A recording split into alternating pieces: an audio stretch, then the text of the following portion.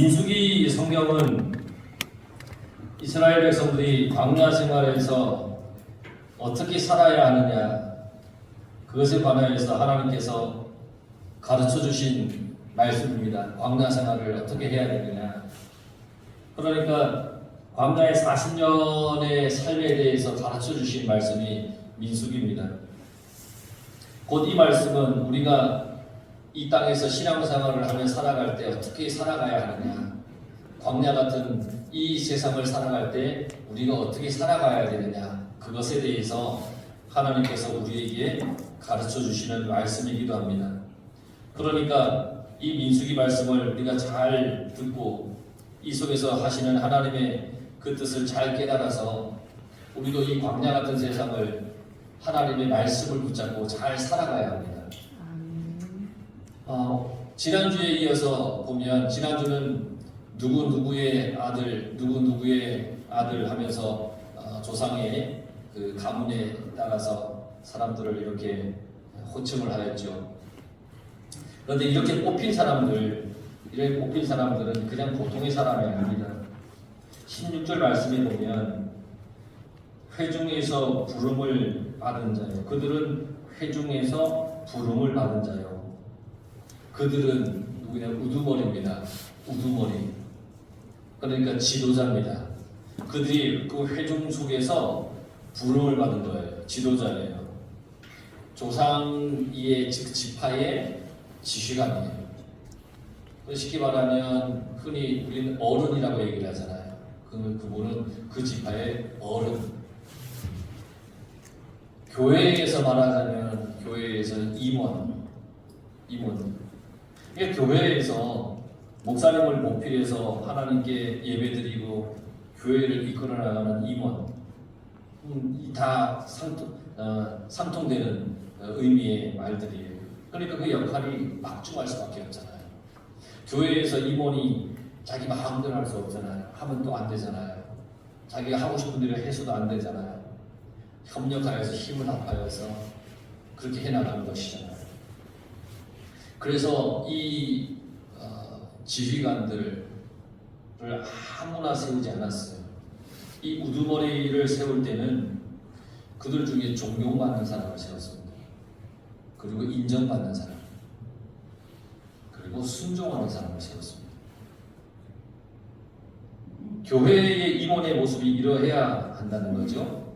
존경받을 만한, 인정받을 만한, 그리고 순종해야 하는. 여러분들의 삶이, 여러분들의 인생이 하나님 앞에서 그러해지기를, 또 살아가는 모든 삶 속에 그러한 삶이 되기를 간절히 바랍니다. 아멘. 18절에 보세요. 둘째 해 둘째 달에 온 회중을 모으니, 이제 온 회중을 이제 모읍니다. 그들이 각 종족과 조상의 가문에 따라 20세 이상의 남자의 이름을 자기 계통별로 신고하며, 20세 이상의 남자를 이제 다 계수하는 거예요. 그래서 신고하는 겁니다. 지금 우리가 쭉 길게 읽었잖아요.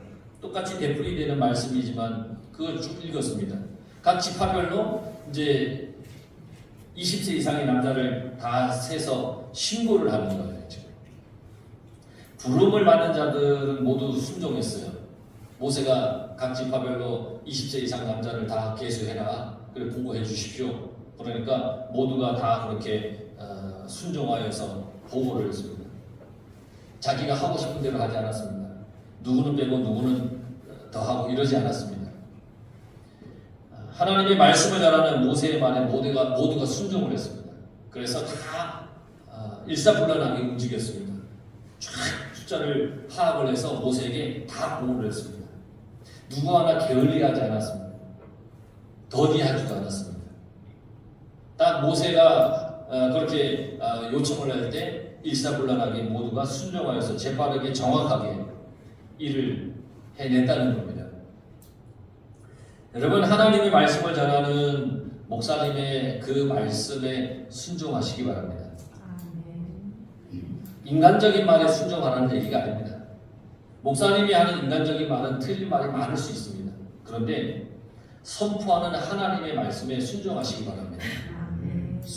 선포되는 하나님의 말씀. 그렇게 해야 이 공동체 교회가 질서를 유지하는 겁니다.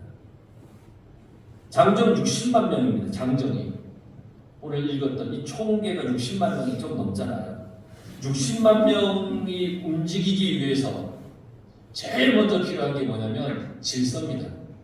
질서가 있어야 60만 명이 움직입니다. 그 질서는 어디에서 나오느냐? 순종에서 나오는 겁니다. 우리 성도들이 모두 하나님의 말씀을 잘 순종하는 그런 사람들이 되길 바랍니다. 항상 말씀을 드리지만 우리의 신앙생활은 순종이고 질서입니다. 그게 무너지면 우리의 신앙의 공동체는 흔들립니다.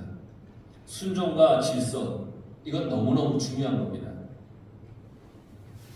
그래서 오병이어의 기적 속에, 예수님이 베풀었던 기적 속에 예수님이 제일 먼저 시킨 게 뭐냐면 뭐일 것 같습니까? 제자들에게 너희들은 사람을 50명씩 100명씩 앉혀라 그랬습니다. 질서를 지키는 겁니다. 그래야 모두가 떡을, 물고기를 같이 먹을 수 있는 겁니다. 그 질서를 지키게 했습니다. 그렇게 해야 이스라엘 백성들이 광야의 40년을 잘 지나갈 수 있듯이 질서를 지키고 순종해야 그렇게 잘 지나갈 수 있듯이 우리의 삶을 순종과 질서가 있어야 우리도 잘 살아낼 수 있다는 겁니다. 그래서 우리들의 신앙이 하나님의 말씀에 순종해야 믿음을 잃지 않고 살아갈 수 있다는 것, 이것을 우리는 항상 기억해야 됩니다. 그래서 일사불란하게 그 부름을 받은 그 지파만의 지휘관들이 일사불란하게 다 파악해서 신고를 하는 거예요. 그리고 20절부터 46절까지는 우리가 쭉 길게 읽었는데 지파별로 인원을 센 걸 탁탁탁 보고하는 겁니다. 지금 지파별로 인원이 참 많죠? 다 보고를 합니다. 애초에 이 애굽에 들어갔던 이스라엘의 이 가문의 인원이 몇 명이었을까요? 대략 70명입니다. 야곱의 12아들이었습니다. 그런데 그렇게 적은 인원으로 시작이 되었습니다. 그런데 그동안 그들은 20세 이상의 남자만 60만 명이 되었습니다. 애굽에서 살면서. 그런데 이들은 애굽 땅에서 난민이었고 노예였습니다. 자기 고향도 아닙니다. 애굽엔 아무 연고도 없습니다. 그저 고센 땅에 그냥 이스라엘 백성들이 모여 살았습니다. 그냥 한 지역에. 그리고 거기서 430년 동안 종살이를 하며 살았습니다.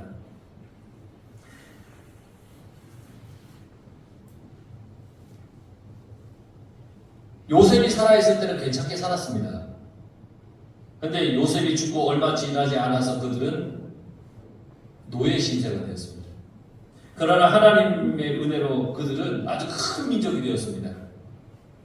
아브라함에게 약속하셨죠. 하나님의 약속. 하늘의 별과 같이 바다의 모래알과 같이 내 자손이 번성하리라. 아브라함에게는 아들도 없고 아무도 없었는데 100세에 겨우 하나 아들 얻었는데 그런데 하나님은 그렇게 약속하셨다는 거예요.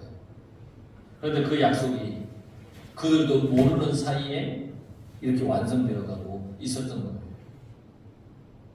아브라함과 사라 둘이었지만 신의 산을 출발할 때에는 20세 이상의 남자만 60만 명이 넘었다.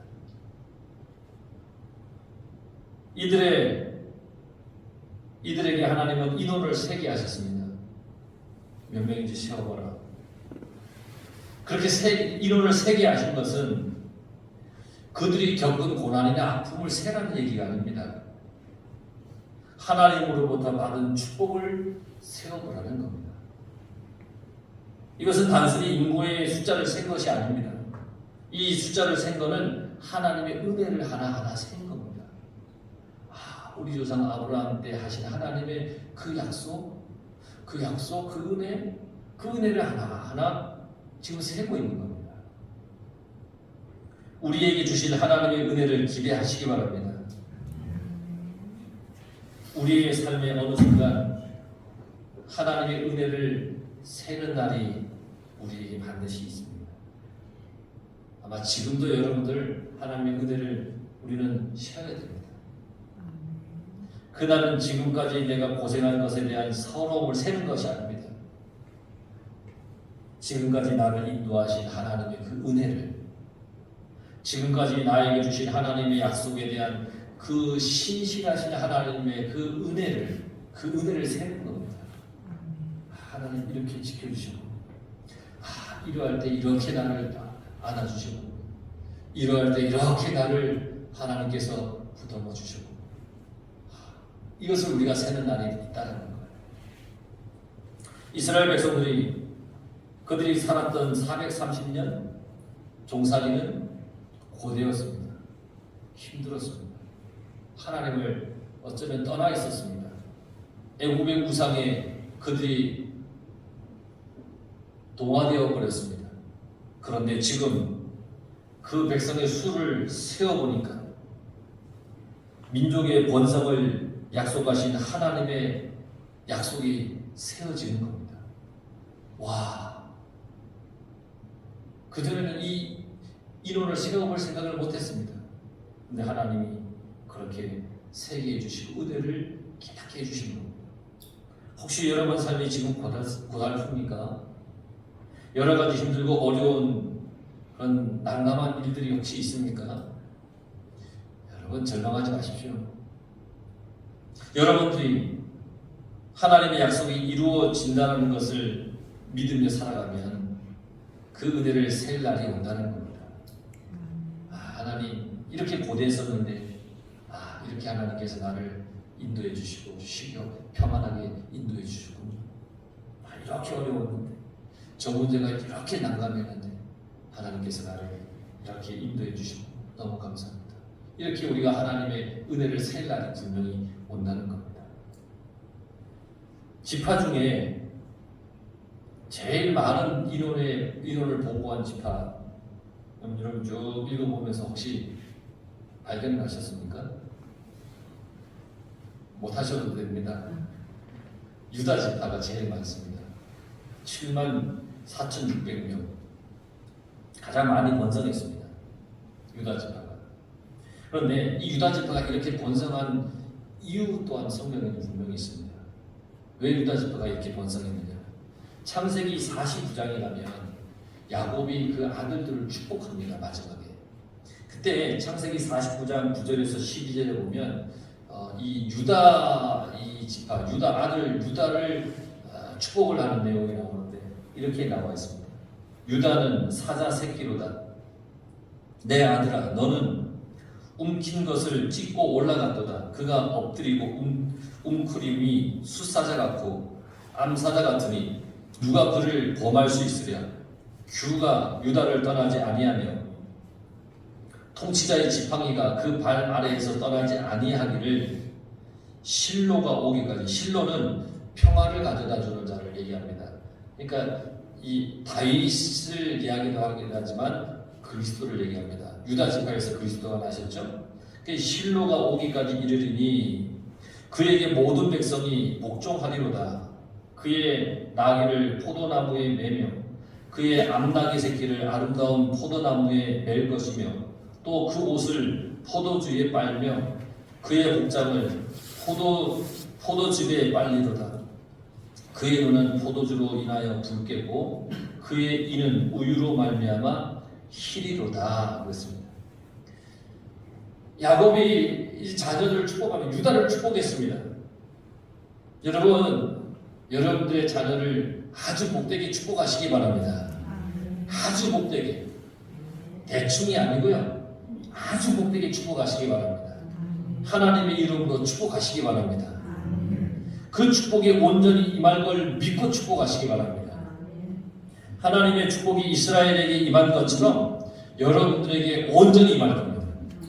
야곱의 축복이 유다에게 향한 그 축복, 하나님의 이름으로 축복했던 그 축복이 유다에게 풍성하게 임하였습니다. 유다 족속을 통하여 위대한 다윗 왕이 나왔고 그 족속을 통하여서 하나님의 섭리 가운데 그리스도가 이 땅에 오셨습니다. 야곱의 축복으로 유다가 번성한 것처럼 여러분들의 그 축복의 기도로 여러분들의 자녀가 번성할 겁니다. 성경은 자녀를 축복하라 그랬습니다. 여러분 하나님의 이름으로 다 온전히 여러분들의 자녀를 복되게 축복하시기 바랍니다. 이제부터 나는 우리 가문의 신앙의 초소입니다. 그런 결단으로 하나님의 말씀에 온전히 순종하며 살아가시기 바랍니다. 나는 하나님의 거룩한 이 자녀로서 우리 가문을 거룩한 신앙의 가문으로 내가 만들어 가겠다.